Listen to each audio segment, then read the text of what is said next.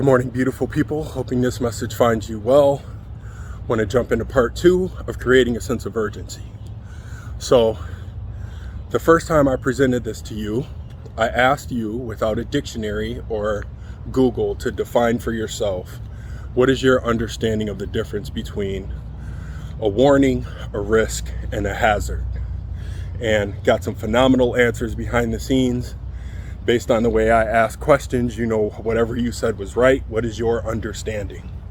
So two of the examples I used is apply that concept to a helmet, or wearing a helmet, or wearing a seatbelt. I also could have said, imagine you walk into a building and there's a sign that says tripping warning, tripping risk, and tripping hazard. What is your understanding of what you can reasonably expect to happen? So I want to focus in on the last one, hazard. And most of you said in your responses to me, hazard is something pretty much guaranteed to happen. So, okay, let's go with that. A hazard is going to happen.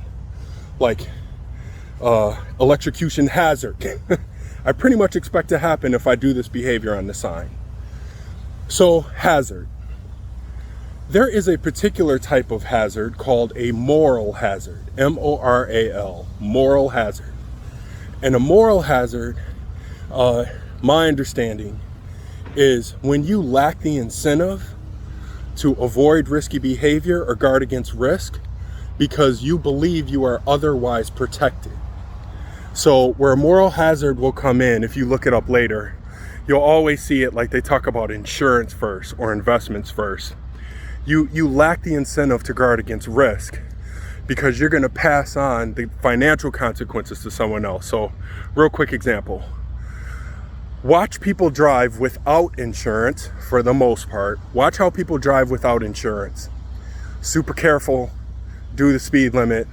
They do not park close next to other cars. They park farther away, right? They avoid risky behavior because if they wreck their car, they gotta pay for it. But then they get insurance. They call it General or Progressive, whoever it is, AAA. And now watch how they drive when they get insurance. They start taking a few more risks. They speed up. They pass cars.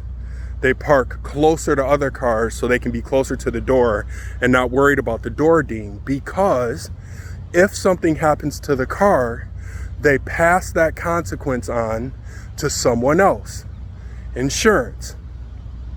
Well, here's how I apply moral hazard to real life, to my life. I'm not an insurance agent, but I do think about the concept. I think about risky behaviors that people tend to not avoid because they know they're going to pass the consequence on to somebody else. So, simple example, you all know how much I love my son. I watch my son walk through a crowd when I'm around. His walk changes a little different. You know, he owns the walkway. I watch him pull his wallet out, count his money in front of everybody because he lacks the incentive to guard against consequence because his daddy's here. And so what he believes is he's protected from the consequences of those behaviors. But then later on in the day, when I see him go to a high school football game that his daddy's not going to, guess who left their wallet at home? Guess who straightened up a little bit? Guess who doesn't think he owns everything? It's my son, because he lost his protection.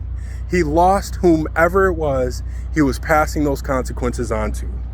Walk down the street with someone you care about, they're not paying attention to traffic. They'll just walk into a four-way intersection because they know you got them, because you're always paying attention. How does this work in the workplace? The reason some people might not be moving when you want them to is because they lack the incentive to guard against learning what they're supposed to do, because they know they're protected from someone else, from their actions and consequences. They're protected from it because their teammates got them, their boss got them, that piece of equipment got them. They trust that software is going to catch their mistake. so they never see the issue all the way through.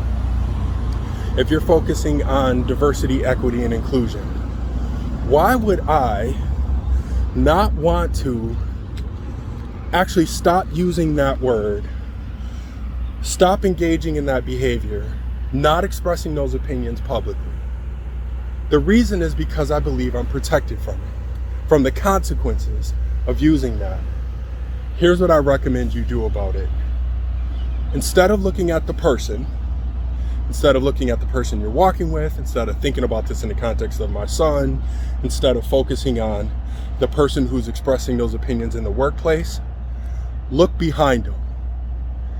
Look at who they believe is their protection from the consequences, and run at that. Run at the protection.